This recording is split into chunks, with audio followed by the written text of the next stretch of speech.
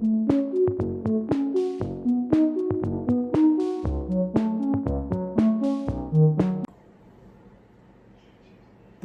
নিষ্ক্রিয় করে রেখে বা পুলিশকে দুর্বল করে রেখে বাংলার মাননীয় তথা বাংলার পুলিশ মন্ত্রী কি ধরনের রাজনীতি করতে চান?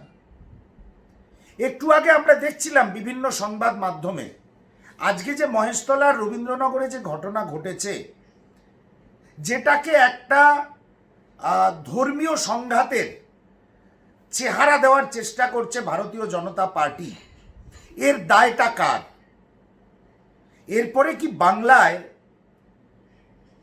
পুলিশ রক্ষা কমিটি তৈরি করতে হবে পুলিশদের বাঁচানোর জন্যে? কেন বাংলার পুলিশ মন্ত্রী এইভাবে পুলিশ প্রশাসনকে দুর্বল করে রেখেছেন?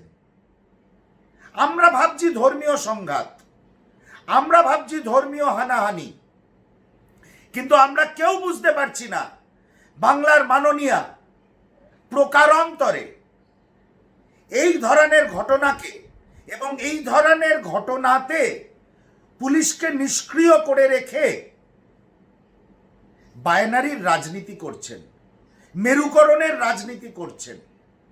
আজকে শুনলাম এবং দেখলাম বিভিন্ন সংবাদ মাধ্যমে বহু পুলিশ প্রশাসনের ভাইয়েরা আহত হয়েছেন, রক্তাক্ত হয়েছেন, আর ওদিকে এই ঘটনা ঘটানোর জন্যে ভারতীয় জনতা পার্টি এবং তাদের স্বনামধন্য কোট আনকোট বিরোধী দলনেতা ধর্মীয় মেরুকরণ শুরু করে দিয়েছেন।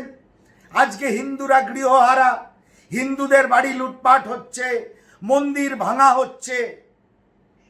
কেন মমতা বন্দ্যোপাধ্যায়, আমি প্রশ্ন করছি, কেন কেন পুলিশকে এরকম নিরস্ত্র করে রাখেন? কি লাভ হয়? আপনার লাভ হয়, আমরা জানি আপনার লাভ হয়, আর ভারতীয় জনতা পার্টির লাভ হয়। সুপরিকল্পিতভাবে এই যে ধর্মীয় মেরুকরণ আপনারা করছেন, মানুষের জীবন জীবিকা, মাথার ছাদ, ধর্মীয় স্থান ধ্বংস করে, এর পাপ মমতা বন্দ্যোপাধ্যায়কে একদিন নিতে হবে। আজকে মহেশতলার রবীন্দ্রনগরে যে ঘটনা ঘটেছে, দায়িত্ব নিয়ে একজন রাজনৈতিক কর্মী হিসাবে, ব্যক্তিগত মতামত এটা আমার, দায়িত্ব নিয়ে একজন রাজনৈতিক কর্মী হিসাবে বলছি, 2026-এর বিধানসভা নির্বাচনের দিকে তাকিয়ে মমতা বন্দ্যোপাধ্যায় তার পুলিশকে নিষ্ক্রিয় করে রেখেছেন। কেন এই ঘটনা ঘটবে? আজকে বিজেপি সুযোগ পেয়ে গেল বলার যে কাল বিধানসভা চলতে দেব না, হিন্দুরা আক্রান্ত। কি কারণে?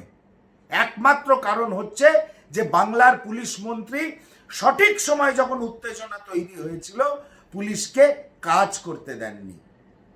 এইভাবে রবীন্দ্র নজরুলের বাংলাকে একাধারে ভারতীয় জনতা পার্টি এবং তাদের ইম্পোর্টেড বিরোধী দলনেতা নারদ কুমার আর একাধারে বাংলার পুলিশ মন্ত্রী মেরুকরণের রাজনীতি করে এই বাংলার সমাজটাকে ধর্মের নামে দুভাগ করার চেষ্টা করছেন।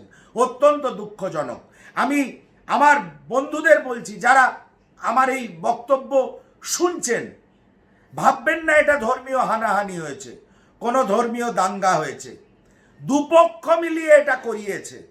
পুলিশ প্রশাসনকে কাজ করতে দেওয়া হয়নি যাতে মেরুকরণটা আরো চওড়া হয়।